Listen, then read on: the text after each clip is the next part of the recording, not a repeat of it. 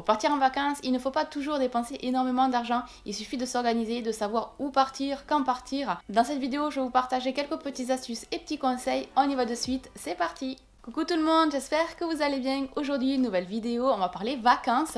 Les vacances vont arriver petit à petit. Bon, on est au début du mois de mai, le soleil commence à arriver. Les vacances vont commencer à s'annoncer. Il va falloir tout organiser, tout se préparer. Dans un premier temps, il faut savoir quand partir. S'organiser et prévoir les dates en avance. Parce que si ça se trouve vraiment en été, et bien là, il y a beaucoup de monde qui vont vouloir les mêmes dates que vous. Donc, vaut mieux s'organiser en avance. Quitte à partir un jour plus tôt ou le matin de bonne heure. Parce que commencer ses vacances dans les bouchons, c'est pas toujours super, vaut mieux s'organiser à partir, voilà, soit le matin très tôt ou soit la veille. Une fois que les dates ont été fixées, là il va falloir savoir où est-ce que vous voulez aller, qu'est-ce que vous voulez faire. À partir de là, ça dépend vraiment de vous, ça dépend si vous voulez faire des parcs d'attractions, si vous voulez faire des parcs animaliers, si vous voulez faire des randonnées, si vous voulez tout simplement ne rien faire et rester au bord de la plage en train de profiter du soleil, si vous voulez aller skier, si vous voulez à la montagne, si vous voulez visiter les musées ou autres. Il y a tellement de choses à faire que, en fin de compte, ça ne dépendra que de vous. Ce que je vais faire, je vais plutôt m'orienter vers tout ce qui est nature, tout ce qui est randonnée, tout ce qui est parc d'attractions. Pourquoi pas de temps en temps faire un petit parc, mais là, vaut mieux réserver un petit séjour du genre 2 jours ou 3 jours. Ça dépend si la distance est longue ou pas, parce qu'il ne faudrait pas non plus passer le week-end à rouler. Donc voilà, ça dépendra aussi du temps de séjour que vous souhaitez faire. Le budget va quand même rentrer en jeu parce que si vous allez dans les parcs d'attractions, le budget peut monter un peu plus vite que, admettons, si vous faites que de la randonnée. Où là vous vous organisez à faire des petits sandwichs, à faire des petits restos de région ou à se faire plaisir, voilà. Ça dépend de ce que vous voulez faire, ça dépend du budget que vous voulez y mettre. Et bon, c'est vrai que les vacances, ça reste quand même un loisir, un plaisir, histoire de couper de la routine de l'année, histoire de couper du boulot, de vraiment de souffler, de profiter un petit peu. Donc de temps en temps, vaut mieux se faire plaisir un petit peu quand même. C'est les vacances, faut quand même en profiter sans pour autant trop dépenser, mais tout simplement de gérer son budget. C'est-à-dire qu'avant de partir, vaut mieux estimer un montant à ne pas dépasser pour pouvoir organiser par la suite toutes les autres choses. Ne pas être arrivé sur le fait et de dire bon ben voilà, on va faire ci, on va faire ça, on va faire ça, et à la fin du week-end, à la fin des vacances, et ben on se dit waouh, j'ai pété le budget, je m'attendais pas à ça. Si je devais vous donner un conseil, c'est vraiment de gérer vos vacances, de gérer votre budget avant de partir. En général, si je pars, admettons, je sais pas moi, soit dans un parc d'attractions, je vais voir directement les tarifs des hôtels, si je peux avoir un prix en ayant l'entrée du parc d'attractions. Ou alors si admettons je pars que pour un week-end, pour une randonnée ou quoi, soit je vais m'orienter vers les hôtels, ça dépendra aussi du tarif, ça dépendra aussi du lieu, ça dépendra aussi de la date, mais je m'oriente aussi principalement du site Airbnb. Je sais pas si vous connaissez, c'était une amie qui m'en avait parlé. En fait, vous allez sur le site, vous choisissez si vous voulez une attraction, si vous voulez un logement, vous choisissez les dates, vous choisissez le nombre de personnes, et après vous avez des petites options à choisir, par exemple la clim. C'est vrai qu'en été, franchement, vaut mieux l'avoir. Et puis après, si les animaux sont acceptés, si vous voulez, admettons, avoir la télé, si vous voulez... Enfin, il y a plein d'options.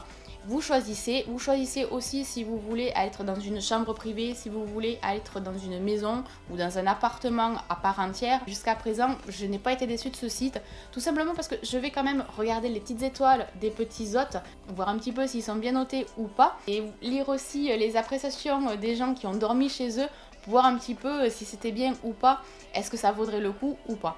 Là, ce qui est bien, c'est qu'une fois que c'est payé, c'est payé. Je veux dire, après, il n'y a pas d'autres trucs à rajouter. Il n'y a pas la taxe de la TVA pour le séjour. Il n'y a pas de réservation au niveau de la caution. Il n'y a rien. Tout est géré par le site. Il y a toujours quand même une communication avec l'hôte après le paiement. Parce qu'au début, avant de payer, normal, on ne peut pas contacter l'hôte directement. On peut le contacter via une messagerie, mais on n'a pas son numéro de téléphone, on n'a pas ses coordonnées, l'adresse et tout. On les aura une fois qu'on aura validé le paiement et après on pourra s'organiser avec l'hôte pour voir un petit peu si on peut toutefois arriver plus tôt ou arriver plus tard ou partir plus tôt ou partir plus tard. Enfin, on peut toujours discuter avec l'hôte, voir un petit peu si on a des questions vis-à-vis du logement, enfin voilà. Et franchement, j'en suis super contente. Bien entendu, dans le budget, il faudra rajouter le trajet aller, le trajet retour. Ça dépendra comment vous voulez voyager, si vous voulez voyager en avion, en train, en voiture, en bus. Enfin, voilà, il y a plusieurs types de transport, ça dépendra voilà, de votre budget et de vous, de votre organisation. Une fois que la date est validée, le logement réservé, les activités préparées, il va falloir préparer la valise. Alors la valise, si je peux vous donner un petit conseil, ne vous chargez pas trop parce que ça ne sert à rien, surtout si vous voulez ramener des petits souvenirs, faut pouvoir les ramener. mais ça ne sert à rien de se charger trop si toutefois vous partez pas longtemps. Bon, à la limite, si vous partez une semaine ou un mois, vaut mieux voilà, s'adapter en conséquence, s'adapter aussi en fonction du temps, parce que il se peut qu'il fasse beau, mais il se peut aussi qu'il fasse froid ou qu'il pleuve. Enfin, il faut s'organiser en fonction. Si je devais vous donner des petits conseils, pensez à la carte d'identité ou au passeport. Ça dépend si vous voulez voyager en France ou à l'étranger ou en Europe. Parce que là, pareil, il va falloir vérifier au niveau des dates de validité. Au niveau médicaments, je vous conseillerais à prendre un minimum. Très dommage de tomber malade et de ne pas avoir de quoi se soigner.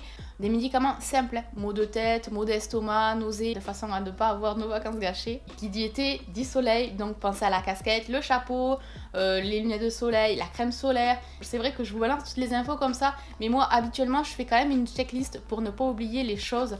Parce que par exemple, j'oublie mon chargeur, je ne peux plus charger mon téléphone, je suis perdue. Voilà, mon téléphone, c'est ma vie. Je suis un petit peu addict au téléphone. Mais voilà, si j'oublie le chargeur, c'est foutu. Donc je fais quand même une checklist pour ne rien oublier, mais vraiment rien oublier. Voilà un petit peu mes petites astuces pour bien préparer ces vacances. N'hésitez pas à partager vous aussi vos astuces dans les commentaires. Sur ce, la vidéo s'achève. J'espère que vous aurez passé un agréable moment. Moi je vous laisse, je fais plein de gros bisous et on se retrouve très vite dans de prochaines vidéos. Bisous, à bientôt. Bye bye.